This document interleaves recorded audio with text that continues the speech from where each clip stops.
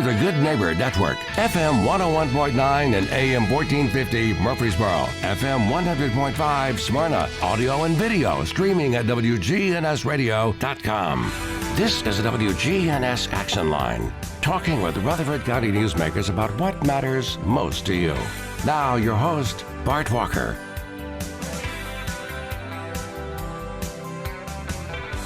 Well, good morning to you. We're talking law and order this morning, so if you'd like to join us in conversation, all you have to do is give us a call. 615-893-1450, and you can talk or text, whichever you prefer, talk or text. With us this morning, Murfreesboro Police Chief is with us, Michael Bowen. Michael, good morning to you. Good morning, Bart. Great to have you with us. Thank you for having us. You brought two of your friends with you this morning. Captain Clayton Williams is with us. Captain, good morning to you. Good morning, Bart. Good to have you here. Thanks. And Public Information Officer Larry Flowers also with us this morning. Larry, good morning to you. Good morning, Bart.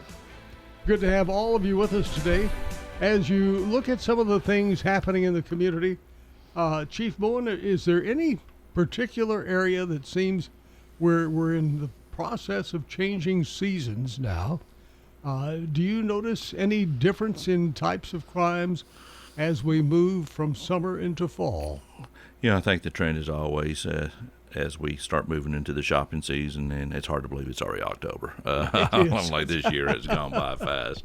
But, before you know it, we'll be going through Halloween and then shopping, things like that. So, we always want to emphasize as we go into the fall when people start picking up shopping activities, things like that, to really be mindful of, leaving those packages out of view, make sure you're securing your vehicles, things like that.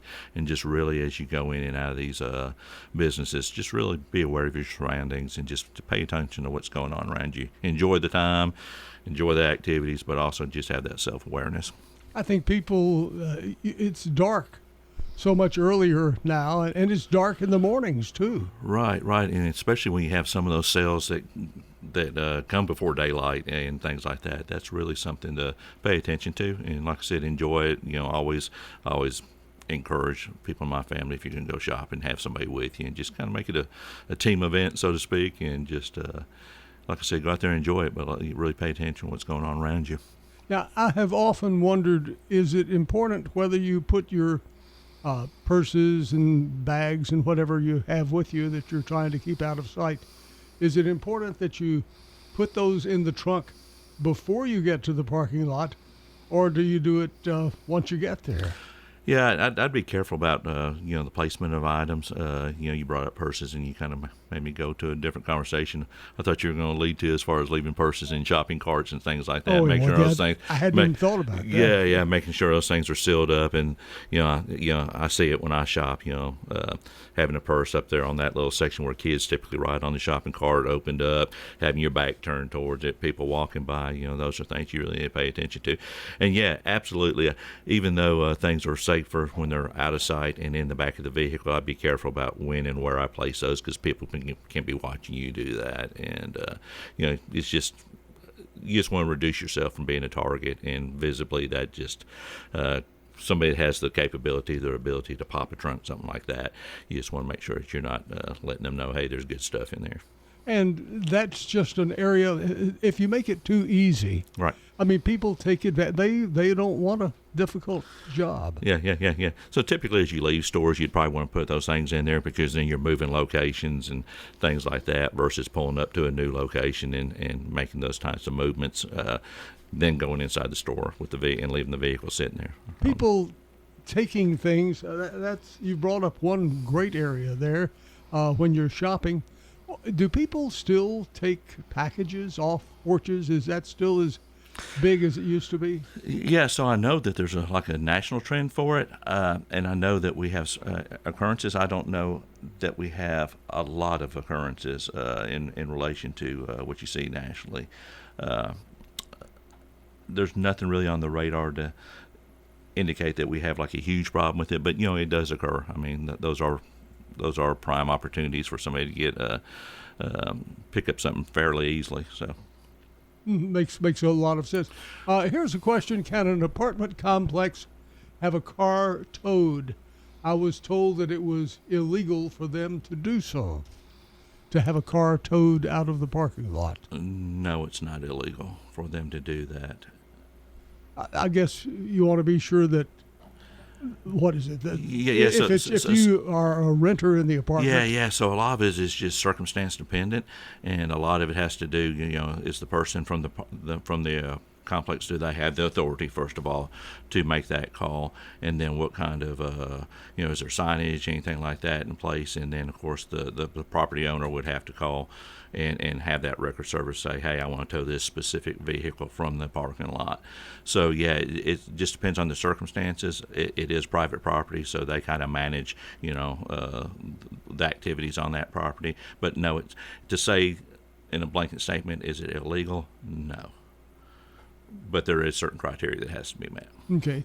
But now if the person, and they don't say this on here, but if they are a renter and are paying their rent, and for some reason, maybe by accident, their car is towed away, what happens then? That would be between the person that had the vehicle towed and the property owner. Okay. Yeah. Okay. Yeah, that would be something that they would have to resolve between themselves.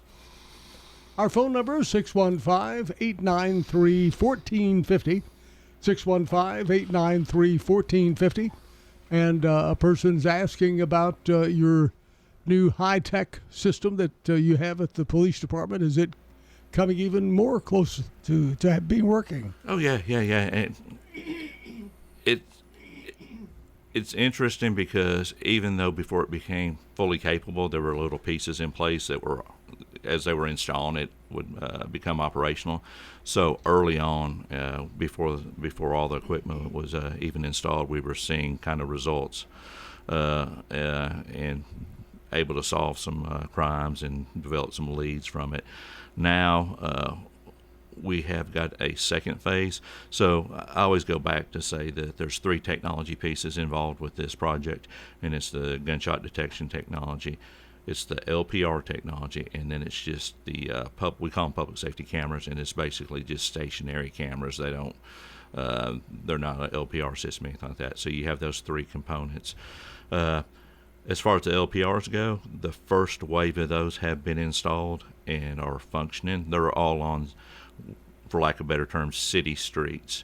You won't see them in other areas just yet. And then of course, the public safety cameras, we have about 15 of those installed. And then the gunshot detection technology, we have about 5 square miles covered with that technology. What you'll see next is there's a phase 2, and basically after we started our initial project, Governor Lee came out with the violent crime grant, and we were able to obtain additional equipment under that grant. So what you'll see is the addition of some LPRs, and you'll see those focus more on state highways and interchanges, and then you'll see a second wave of cameras come out, public safety cameras. We're not adding different types of technology right now, but we're adding to the current technologies. And like I said, those are three: the gunshot detection, the public safety camera systems, and the LPR systems.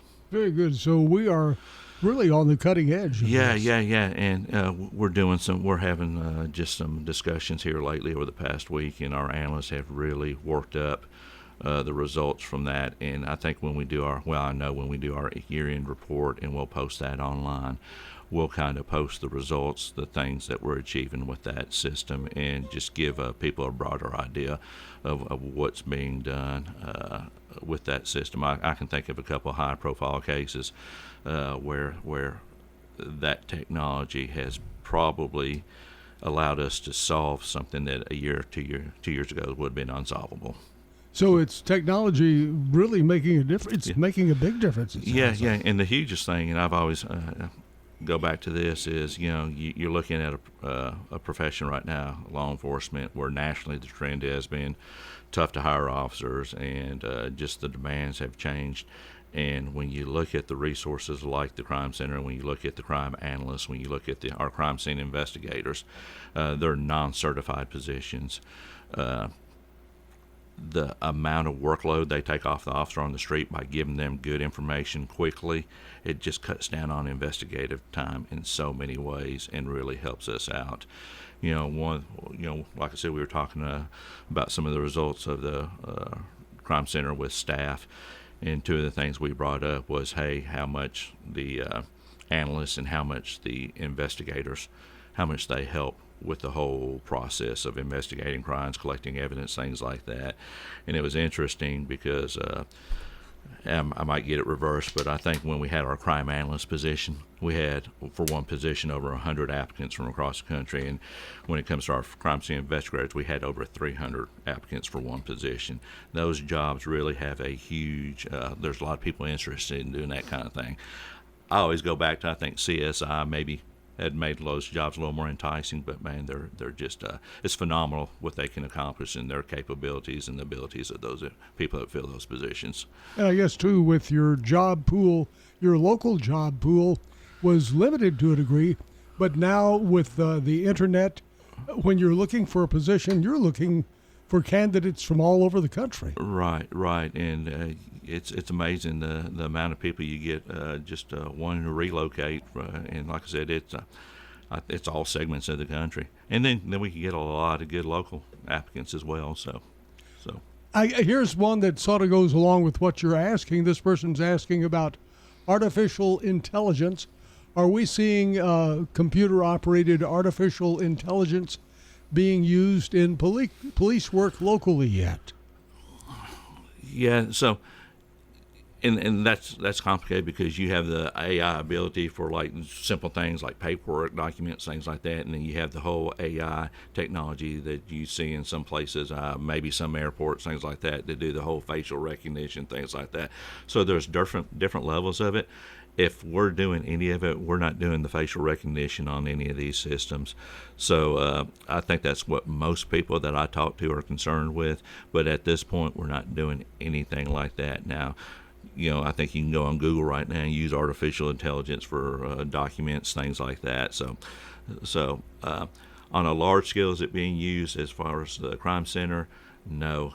Does the ability exist to use it? Yes. Are we using it now to its maximum potential? No. It's interesting what you were talking about the face recognition. Yeah.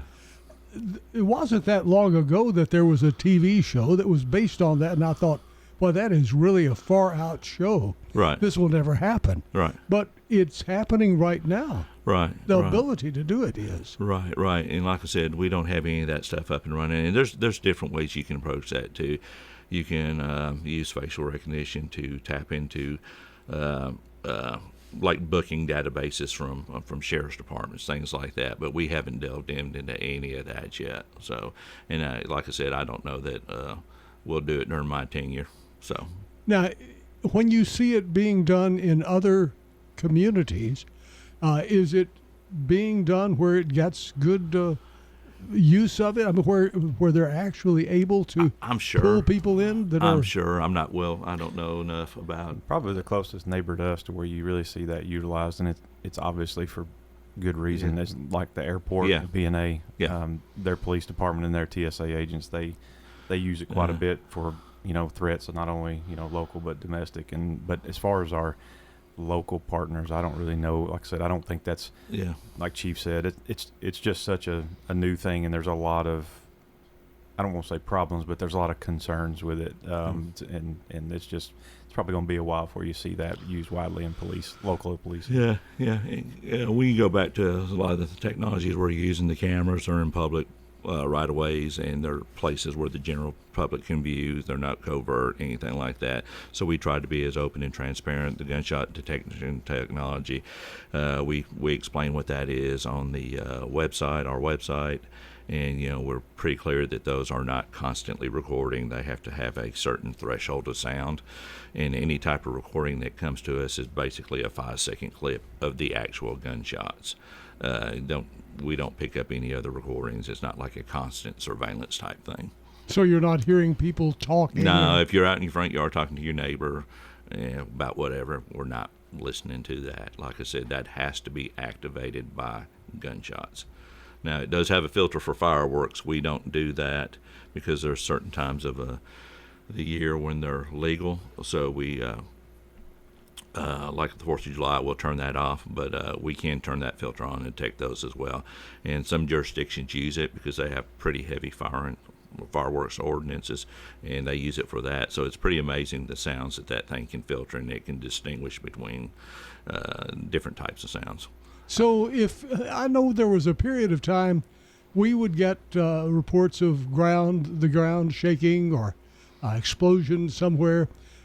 Would it ascertain between a gunshot and an explosion somewhere? I don't know. I mean, because the ground shaking, probably not, but the explosion part, I guess it had to meet that certain sound threshold, whatever that is. And I don't know. You will get from time to time some sounds come through that aren't gunshots, and but that's very rare. I want to say when fireworks were legal, I want to say they had over 6,000. Wow. When you looked in the system, they had over 6,000 detections of the fireworks, and I think most of those filtered out properly. So it's pretty amazing technology. Now, if you have the fireworks filter turned off, and it's the 4th of July, Mm-hmm. Will it also be able to detect firearms going off, or We did have some firearms type notifications that did come through. So you're able to detect that even though it's Right. allowed fireworks going on as well? Right. Some jurisdictions run both all the time, fireworks and gunshot. So the thing here is, I know we have some nuisance fireworks calls, but in general, it's around the time of New Year's. It's around the time of the 4th of July when we hear those things. But most times throughout the year, it's not a huge problem for us, so we don't have it running. Here's a listener who's saying that they live in an area that has a lot of apartment houses, and many of them used by students at the university. They've had some problems in the past few years.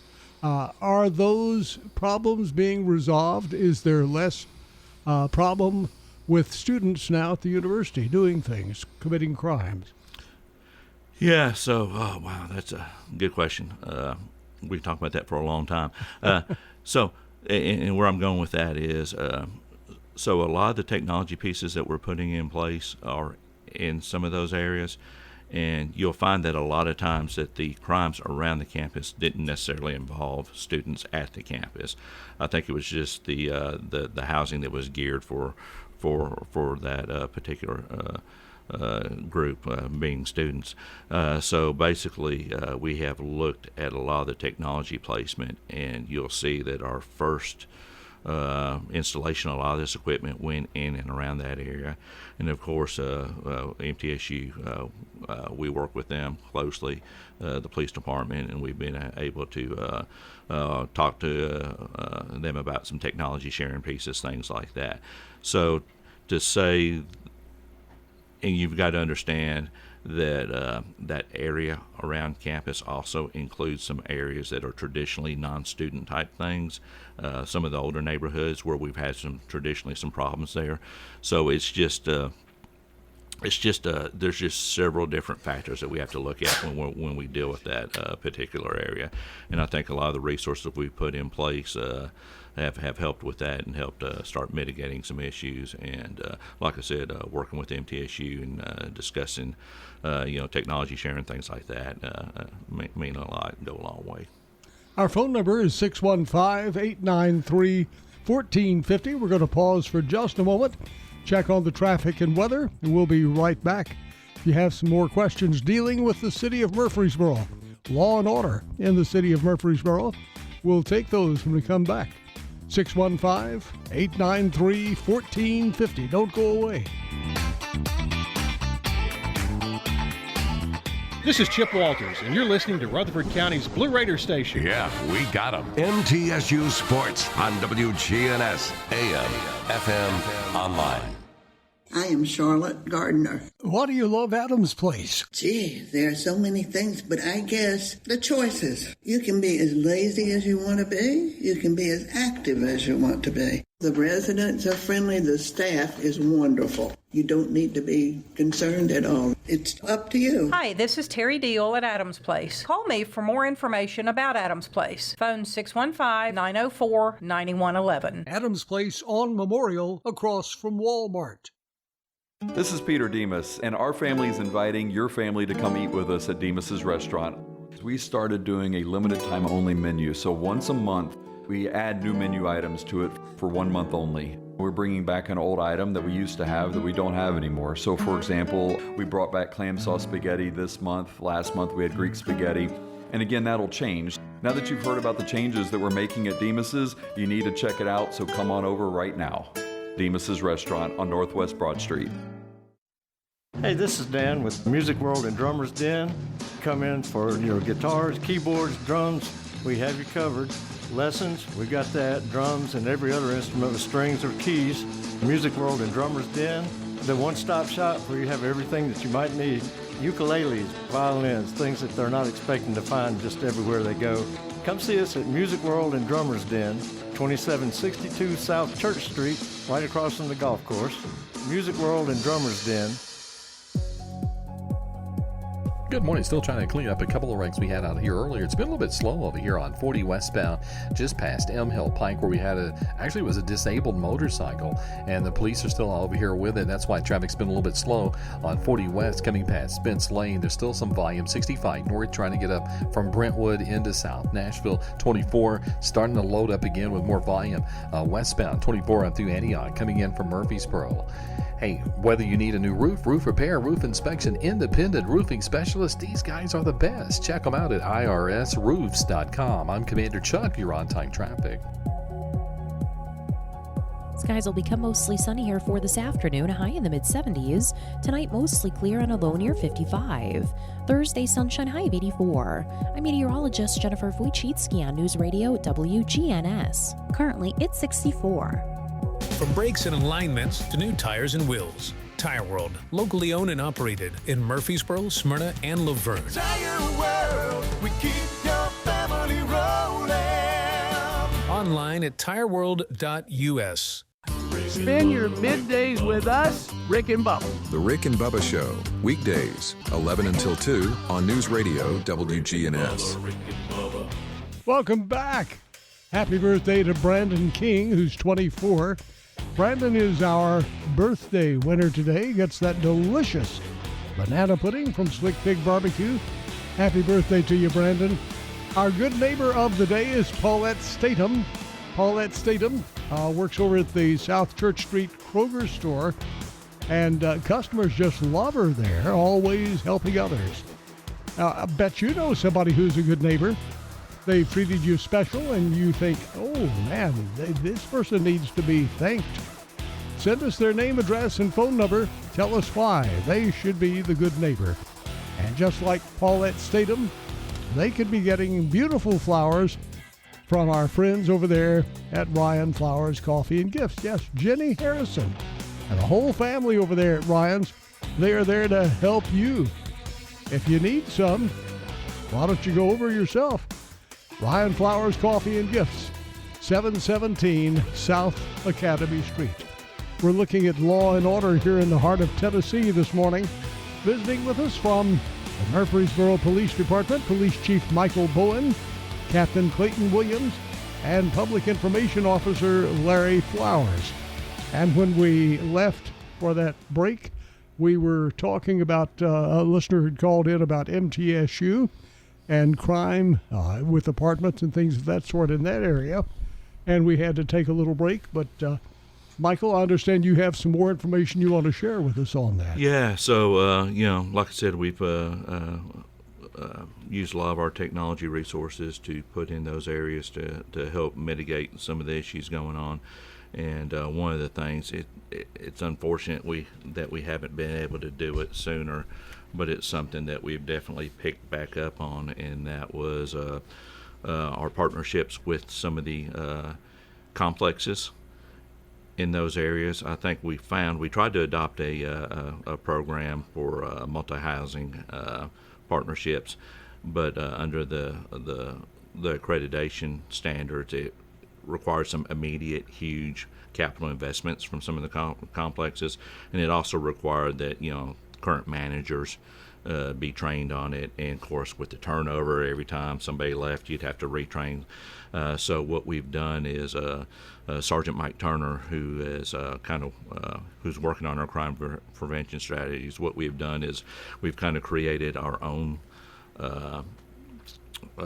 for lack of better terms, I compare it to the old neighborhood watch type thing, to where we want to partner with these apartment complexes, specifically some of the areas around campus, around that east part of town initially, and get those things developed. You'd be amazed that if some of these places want to invest in technology pieces and work out MOUs with us, we can tap into that and use it for dealing with issues. And then long term, we just don't want to focus on that area. We want to make it something that's available to any complex citywide.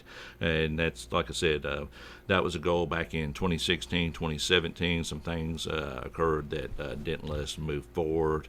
And now we're in a position to kind of redevelop that program, and we're working on that now, and hopefully here within the next year we'll be able to have something up and running that's fruitful. So here's another question from listeners. They said that several years ago it seemed like just about every time they'd turn around there was a robbery going on or a shooting which involved local businesses, usually smaller local businesses, but that seems to have faded away. What do you think is the cause of people not committing some of these, I guess, little pretty dangerous crimes?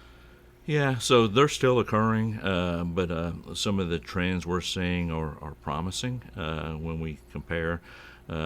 We don't ever like to talk about this in the profession, because as soon as we say, hey, things are going down, then something will happen. But I can tell you, looking at comparing last year's numbers to this year's numbers, there's definitely a decrease. We still have 3 months to go, and a lot can happen in 3 months for the rest of the year. But there are some things changing as far as some of the trends that we're seeing. And Captain Williams, you were reporting a while back about cars still speeding a little bit.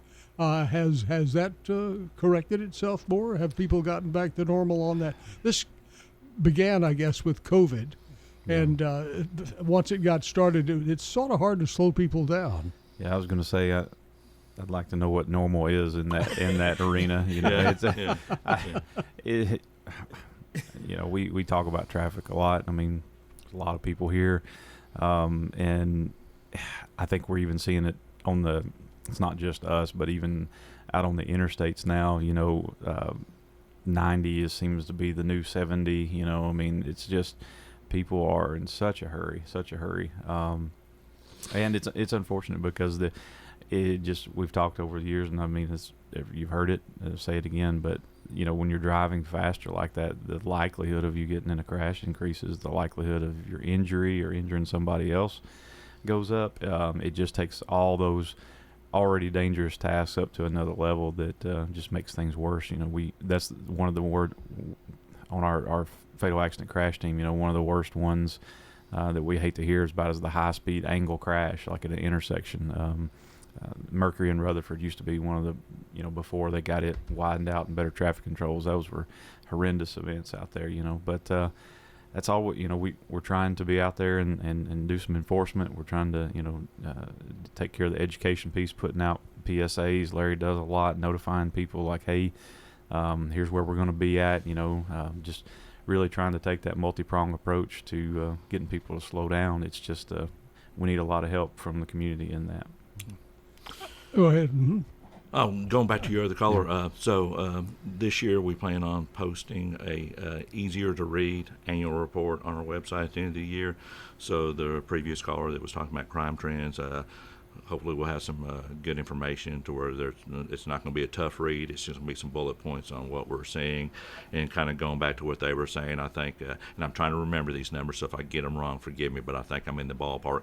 We look at shots fired calls. I think we were at 80-something this point last year. We're at 60-something point this year. I think the 5-year average is around 75.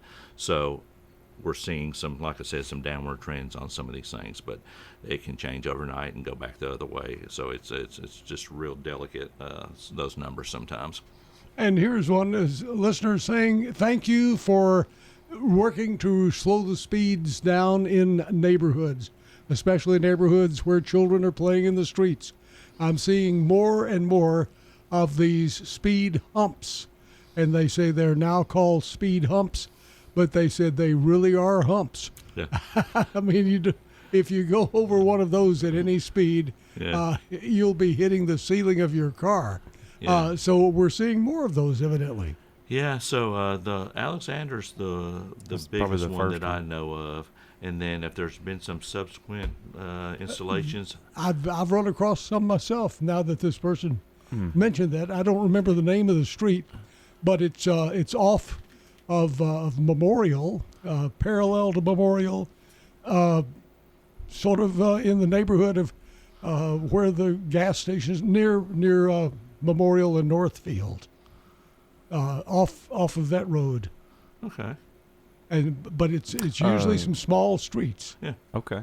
Well, that's great. Yeah. So once they get to that phase, they get installed. They don't tell you about them. I mean, whoever's putting them out.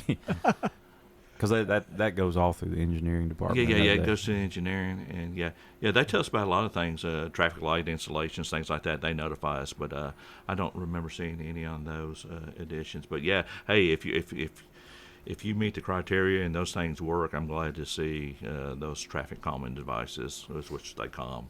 Sure. So hey, I'm for it if it helps. Very definitely. Speaking of expansions and things that help, Larry, I understand that your office has expanded, or more people there. Yeah, we recently hired Dana J. Smith. She's been in the Murfreesboro community for about 7 years. She was working with Journey and Community Living, and now she's an assistant PIO for public safety. So she's not just working with the police department, but she's working with the fire department. She's housed out of the new fire department administration building on North Thompson Lane. So she's right now, really jumping in, helping out with our website, social media, and things of that nature. So she will be able to, assist with public safety in our city. But she has an extensive background. Prior to moving here to Murfreesboro, she was a journalism professor in Arkansas. She taught, news writing classes, that type thing. She worked as in media, mass media, as well as crisis communications. So she has an extensive background and will definitely be a valuable asset to our particular community. Very definitely. Well, that's good to hear. So more people working together as a team. Yeah.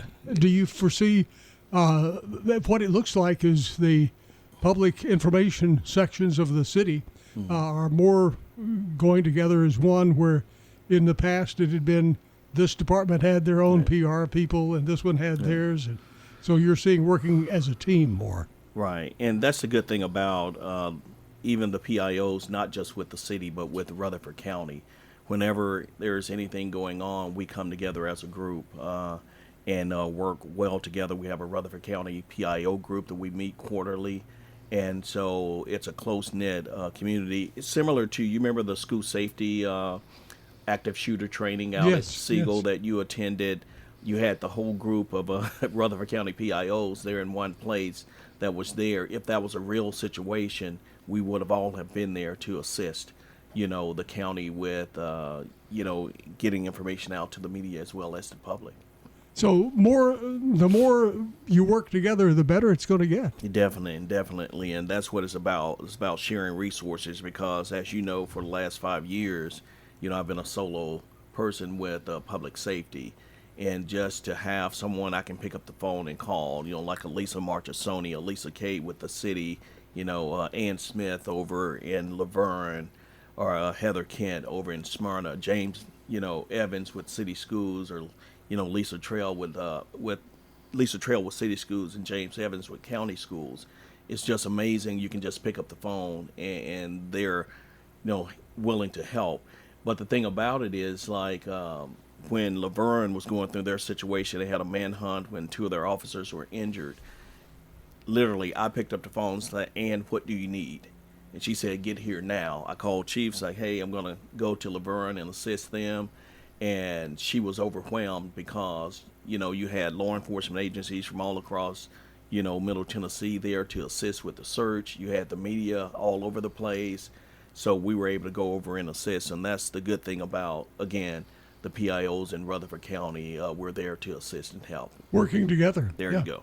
Now, when you have situations like that, how much drone operation and things of that sort is that the new wave of doing searches and checking for people nowadays? And I will divert to one of those too, but we do have a drone team that we just that recently went into effect. We have 6 FAA certified drone pilots on the team, and there are certified officers who are there to assist in any way possible. But that's a new addition to the Murfreesboro Police Department, our drone team. And like Larry said, that's been something that's been incrementally we've built up. It's kind of I guess drones are it's weird. They're so common now. You can buy one at the toy store. It doesn't seem like that big of an advent of technology, but for us, it really does expand some capability. And to your question, it depends on the situation. We still have to be very careful with those things. Make sure we're following all the guidelines that not only the FAA sets, but with the law sets, and maintaining privacy and safety. So we just have to make sure that the situation dictates us to use that device, and if it does, then yes, absolutely, we will utilize such. It's amazing what you're able to do with those, especially those that enable you to see people at night with the, I guess, the heat sensors.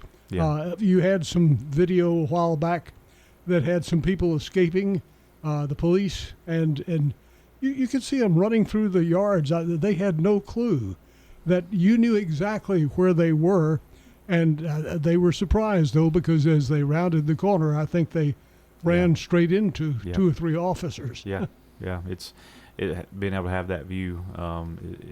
It's increase. It's number one, the overall. We used to joke with people would joke with Chief a lot of times. He'd get guys in from the military about, say, "Hey, I can fly a helicopter. Will you buy me one? You'll get a helicopter." And it'd be neat, but the cost of something like that, is just enormous. But this is something that we now have that kind of ability, and something that costs less manpower, and just an easier deployment. So it's been something that's been really nice for us to have. Are these kept in the trunks of police cars where you can get to them quickly? They keep them in those. It's like you see guys with expensive camera equipment. Like, I think they call them the Pelican cases. They're like in a hard case, and so they'll take them with them for the shift. They don't leave them in the car all the time because of heat and stuff and security. But just when they're working, they'll take it with them, and then they take it out and put it back in. So that's sort of getting to be the norm, I guess, with other police departments as well. I mean, we're not the only ones with these drones, I guess. No, I think all your emergency services, whether it be police, fire, emergency management, they all have that capability. Most agencies now. So it's the going trend. It ran through my mind. People are always concerned about being watched. Right. Don't look at me with that camera. That camera's. Do they ever come to you and say, "I'm concerned with that drone following me. I know I was possibly questionable as to what I was doing, but my privacy is being invaded." Yeah, I don't think we'd ever have a drone following anybody. and therein lies the perception. I think most people are okay with the fire department having it or emergency services having it. But I think when law enforcement has technology like that, it raises a few more eyebrows. And I get it, and that's understandable, but we have rules. There's laws in place that we have to follow as far as utilizing those. It's just like the crime center. I know that there's people concerned about privacy issues with that, and I get that. And like I said, all I can say is we'll be as responsible as we can be with these items and make sure that we're acting in the best interest of the people we serve. That's all. We're in a new era of law enforcement, and you're seeing it right here in Murfreesboro on the cutting edge of high technology, and it's working. We'll be right back. The final segment of the show. So if you have a question, or if there's a certain topic that we have not covered yet that you are thinking, I really would like to learn something about this, text it to us quickly or call us. 615-893-1450. We'll be right back. A look at the news, views, politics, sports, and people that are shaping Rutherford County. Listen each weekday morning at 9 o'clock for the Roundtable here on News Radio WGNS. What I like to think about Adams Place is it's sort of a pipeline. Alan Butcher. You enter in at the independent living end of it, and you go as far as you can. It just happens that my wife is in the memory unit, so I'm able to go over and see her each day, and that works out real well. Hi, this is Terry Deal at Adams Place. Call me for more information about Adams Place. Phone 615-904-9111. Adams Place on Memorial across from Walmart. Everywhere you look, things are getting more expensive. So at Consumer Cellular, we're lowering the price for those 50 and up.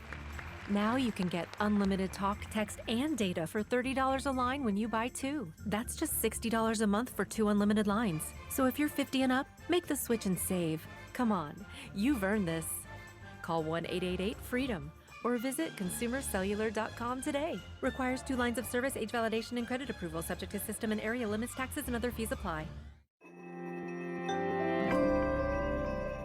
I opened a gold IRA with Noble Gold Investments. There's no better vote for your financial safety than precious metals. So Noble Gold Investments is giving away up to 10 1-ounce silver Trump coins or a 10-ounce silver American flag bar with a qualifying account this month. Just use promo code TRUMP. That's NobleGoldInvestments.com. Past performance may not be indicative of future results. Investing in precious metals, including gold, involves risks. Consult with your tax attorney or financial professional before making an investment decision.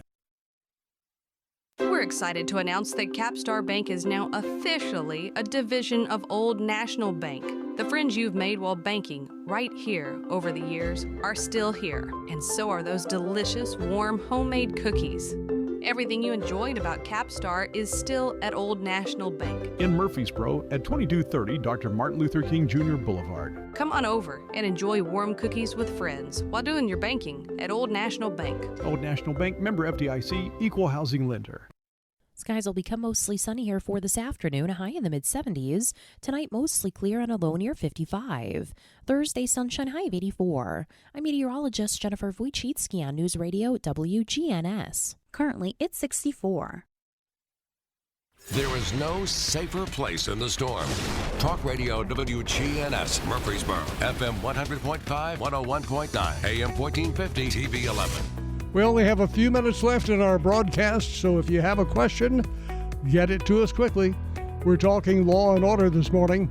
Murfreesboro Police Chief Michael Bowen is with us, along with Captain Clayton Williams and Public Information Officer Larry Flowers. And we are focusing only on the city of Murfreesboro. So if it's outside that jurisdiction, we don't, we can't talk about that this morning. 6-1, not that that's bad, but it's not our topic. 615-893-1450.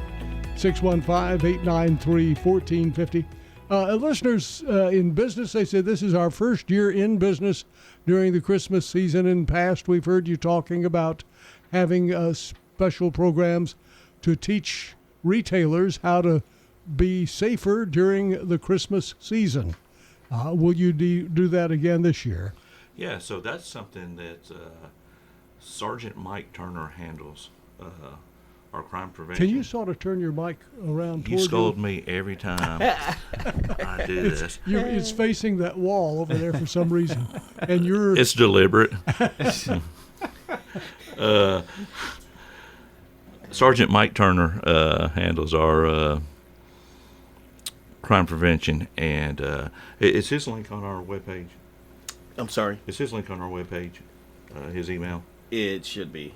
Yeah. So you can call us and ask for Sergeant Mike Turner, or you can go to our website, and I believe his email address is on there, and contact him directly and ask about specifically what you're looking at, what you're needing, and then he'll be able to help you. And I'm looking at it right now, and yes, he is on there. So yeah, that's a service we can provide. And like I said, if we get enough people that are interested, it's something that we could create something, for that group of individuals that are interested. And another question is similar area, I guess. This person says that their church is growing and they are feeling a need to have security. Is there a way to get a police officer there during the church hours? Yeah, absolutely. So there's different ways to approach it. For the Murfreesboro Police Department, you'd basically go through EDS, which manages all of our off-duty hires, and there again, if you want to speak to somebody specifically, you can call Captain Craig Snyder, who works with our Office of Professional Responsibility. If you need to just kind of talk to him and kind of get some of the details, he'll be glad to work with you. And there again, his contact, you can call the department, ask for him directly, or you can go to our website and get them through email. That is something that's very common, and it's easily accomplished. And another question, boy, we've got some good questions coming in all of a sudden. This person says that they had heard about the Citizens Police Academy earlier and didn't sign up for it. Do you have another one starting soon? Yeah, so we don't have one this fall, but we are going to resume those sessions in spring, January. I say spring, but it's really more like January. I will make sure that we put out some information on that to where if you're interested in attending, you can. But like I said, don't look for a fall session. It's too late to do that, but do look for something early in 2025. And another question, this one says, I have a child who is in Cub Scouts, and we're wanting to take a tour of the police department. What can we do? I feel like I'm just passing the buck on all these people. Call Larry Flowers. No. This one would be Lieutenant Jason Higgins, who would be able to set that up. And there again, you can call the police department, ask for him directly, and if he's not in, leave him a voicemail, explain what you need, or you can go to our website, shoot him an email, but he can arrange that. That's another one of those things that's fairly common and easily accomplished. And on that note, we want to say thank you to all of you for giving your time and answering these questions that people have had and sort of making it clearer as to how the city police, Murfreesboro Police Department, are here to help us every day. Visiting with us, Murfreesboro Police Chief Michael Bowens, along with Captain Clayton Williams and PIO Larry Flowers. Thanks again. Stay with us. Much more to come right here on your good neighbor station, WGNS Murfreesboro. See you tomorrow. Have a good day.